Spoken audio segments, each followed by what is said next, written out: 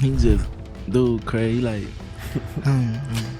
he just talk a lot of shit, and I just like to sit there. NBA YoungBoy just unleashed a revelation about Birdman, and the impact is explosive. In YoungBoy's telling, Birdman had been manipulating him, engineering moves behind closed doors to undermine him, yet that's only where the story begins. I've gathered the full picture, so let's walk through it. When the truth finally cut through the noise, the protege openly confronted the veteran. Rumors had circulated for years, but no one anticipated what surfaced on June 9, 2024. The moment DJ Academics uploaded that record to his YouTube channel, listeners instantly sensed a shift. NBA YoungBoy's Tears of War wasn't crafted like a standard diss track. It played out as an internal dispute publicly exposed for everyone to witness, and its impact resonated harder than anything released in recent memory. Authenticity connects deeply, and what YoungBoy delivered was raw emotional weight carved into every bar. What intensified the moment even further was the timing, because this track was the final piece he recorded before federal agents executed the raid on his Utah home that April. So he was already battling mounting stress, pressure tightening from every direction, only to learn that someone he regarded as a mentor had been manipulating his trust and his finances. The line that froze everyone was when YoungBoy declared what many within the culture had long suspected but avoided speaking aloud. These weren't hidden messages or coded hints. The young artist directly confronted Birdman with a level of honesty that cut more sharply than any physical conflict ever could. How's your relationship blossomed throughout the years?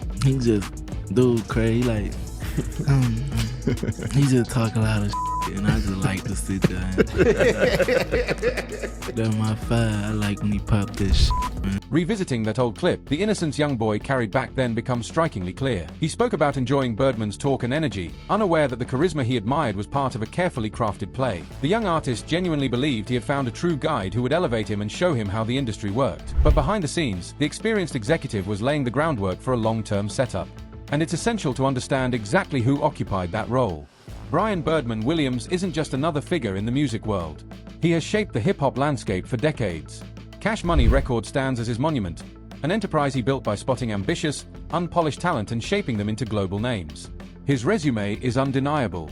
He helped transform Lil Wayne from a neighborhood prodigy into one of the greatest rappers of all time, elevated Drake into a worldwide powerhouse, and positioned Nicki Minaj as a defining voice of her era.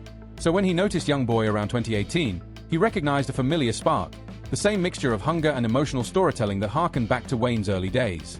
The young Baton Rouge artist was becoming a force with his raw anthems and heartfelt disclosures, yet he continuously collided with legal trouble, creating ongoing challenges for his label, Atlantic Records, to manage. NBA YoungBoy might be the biggest rapper.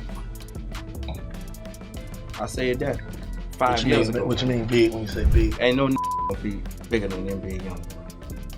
Numbers don't lie. Yeah.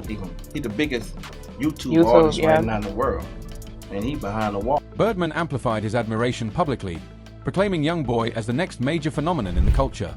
And when a figure of Birdman's stature offers that level of endorsement, it resonates like a ceremonial blessing from one of the genre's founding giants. Atlantic Records, struggling with YoungBoy's endless legal turbulence and unpredictable behavior, viewed Birdman's guidance as a welcomed intervention. The veteran didn't just position himself as a collaborator, he presented himself as the father figure YoungBoy had been searching for. The young artist had endured trauma far beyond his years, growing up in an environment where survival was uncertain and stability was rare. So when Birdman stepped in offering family, discipline, and direction, it felt like the very support system YoungBoy had long lacked. Their first joint effort, We Popping, on YoungBoy's Until Death Call My Name album, showcased the clear potential of their dynamic. The synergy was immediate. Birdman's seasoned composure paired seamlessly with YoungBoy's intense, emotional drive. And when they later announced From the Bayou in 2018, it carried the aura of a generational handoff, a symbolic transition from Louisiana legends to the rising torchbearer of the next era. But I'm just saying, when that little boy get his mind right, and he come from under this bull and understand who he is, because you know, Thugger and all them, they up in age. They 30, it's 20. But you think that going through ain't doing that but helping him to his path to do that, though? Of course. Yeah. They ain't making him nothing but a monster. Birdman kept delivering polished lines about how YoungBoy's struggles were shaping him into something far more formidable. In his version of the story, every court date, every street conflict, every storm the young rapper endured was simply part of forging a heavyweight destined to dominate the industry. For a young artist drowning in pressure and uncertainty, hearing that from someone who'd survived decades in the game felt like the reassurance he'd been craving. But this is where the narrative turns grimy. While Birdman preached loyalty, family, mentorship, and legacy, people in the streets were already whispering the truth. When From the Bayou finally arrived in December 2021, after delay, those paying close attention realized it resembled more of a YoungBoy solo showcase than a genuine joint effort. Birdman's name appeared in the credits, yet his actual presence was barely noticeable. The whispers grew louder. Things simply weren't aligning the way Birdman claimed. He paraded YoungBoy around like a son, but when it came time to contribute in a meaningful way, his actions didn't match his words. And that's when people started recalling that Birdman had run this same blueprint for years. Especially when you consider how he blindsided Lil Wayne the moment Wayne tried to elevate. Those who had seen the pattern before began trying to warn YoungBoy about what they recognized. Even Lil Wayne himself attempted to clue him in back in 2020 with that line on multiple flows, hinting that he had already cautioned YoungBoy about dealing with an older figure with a questionable track record. But when you're young, hungry, and somebody's promising the world with open arms, it becomes nearly impossible to take warnings seriously, especially when the warnings target the very person presenting himself as your protector.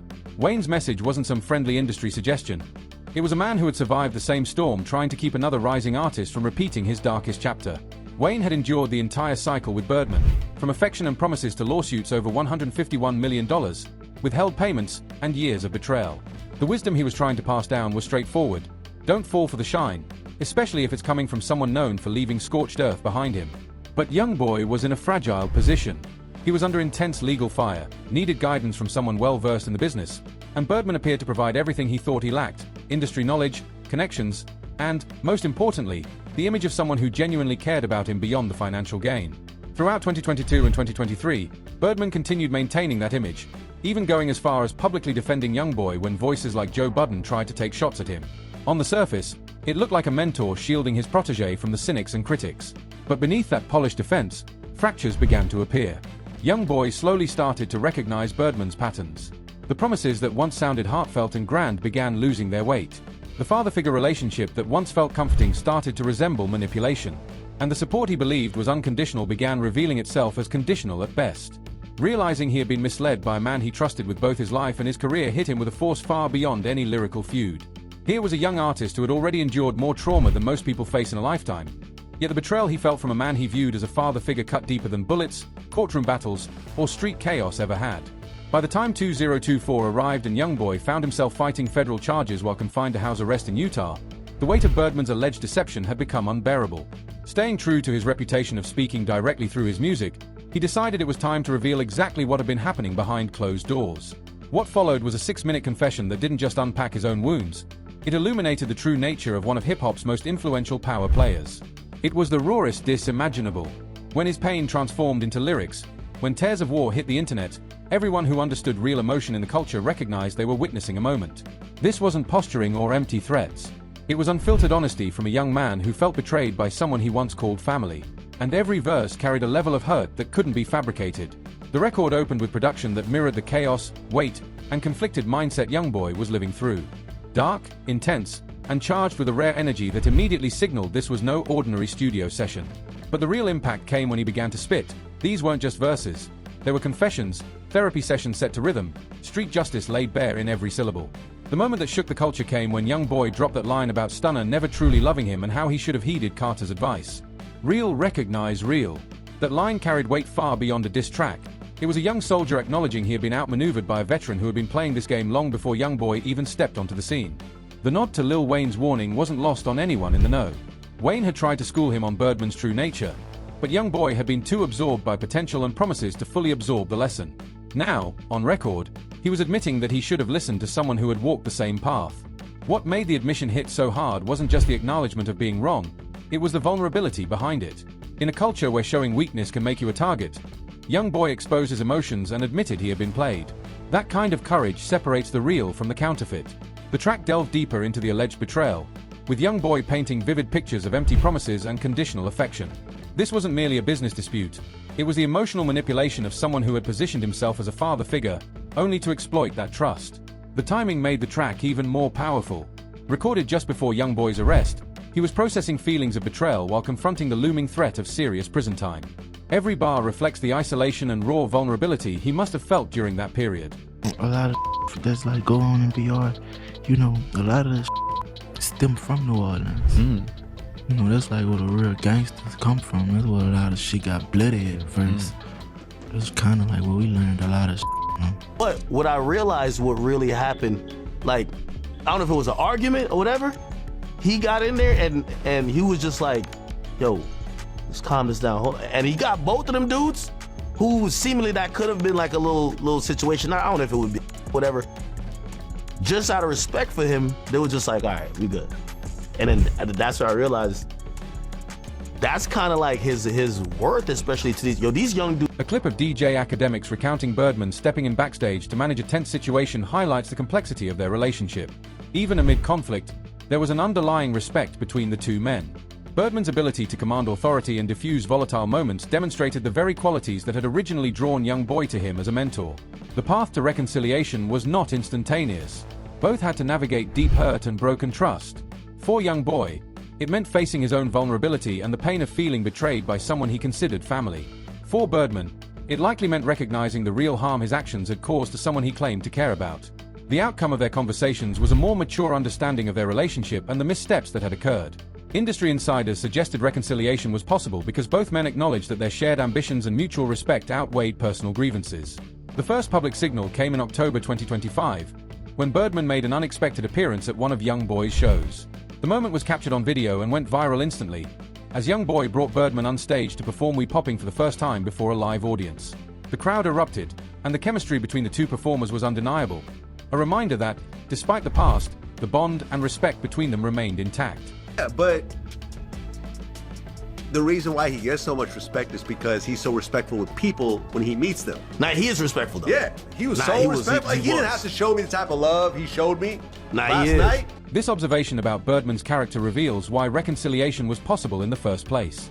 Despite all the business drama and hurt feelings, there remained a foundation of mutual respect that could be rebuilt. Birdman's reputation for treating people right personally, separate from business, suggested the issues with YoungBoy might have been more about miscommunication and unmet expectations than any fundamental flaws. The business consequences of their reunion were immediate and visible. Birdman started traveling with YoungBoy on his Make America Slime Again tour, not only performing but acting as an advisor and protector of YoungBoy's financial interests. The veteran's presence served multiple roles.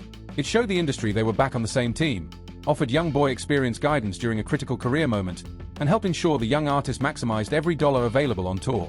Millions we need for that next tour. About 300-400. How much? 300 to 400 million each. 300 to 400. If they ain't talking, that don't even cost. When Birdman discussed YoungBoy potentially securing a $300 to $400 million tour deal, it became clear that their reconciliation wasn't just about personal matters. It was also strategic business. The veteran's experience in creating massive commercial successes was being applied to YoungBoy's career in ways that could financially benefit both parties. The reconciliation also allowed both men to learn from what went wrong in their relationship. For YoungBoy, it highlighted the importance of setting boundaries and protecting his interests while remaining open to rebuilding valuable connections. The young artist learned to assert himself and demand respect without letting past hurt block progress.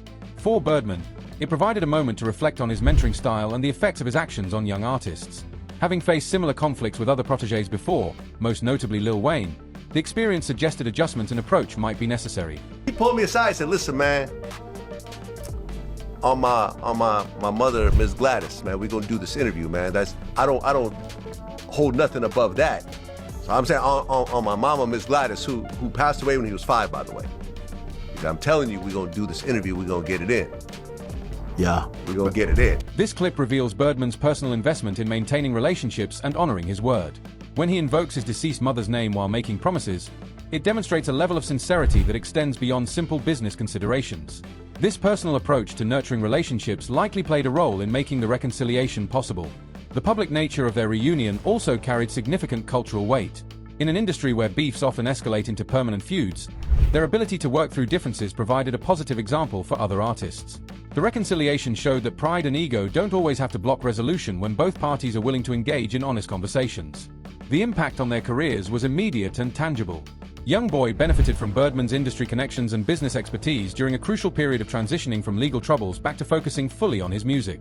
Birdman, meanwhile, strengthened his alignment with one of hip-hop's hottest young stars, reinforcing his reputation as someone who can identify and develop talent. The reconciliation also created opportunities for future collaborations and projects.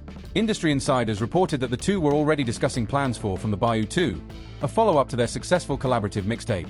The prospect of new music from the reunited duo generated significant excitement among fans who appreciated their previous work together. Most importantly, the reconciliation reflected a mature approach to conflict resolution often absent in hip-hop culture. Rather than allowing their disagreement to become a permanent feud, both men demonstrated that it is possible to confront problems, learn from mistakes, and rebuild trust. Their example provided a blueprint for resolving industry conflicts constructively rather than destructively. The story of NBA YoungBoy and Birdman's relationship, from mentorship to betrayal to reconciliation, serves as a real-life example of the complex dynamics shaping the music industry. It illustrates both the benefits and risks of mentor-protege relationships, the importance of clear communication and mutual respect, and the possibility of redemption even after serious conflicts. If you enjoyed watching this video, click on any of the cards on your screen for more.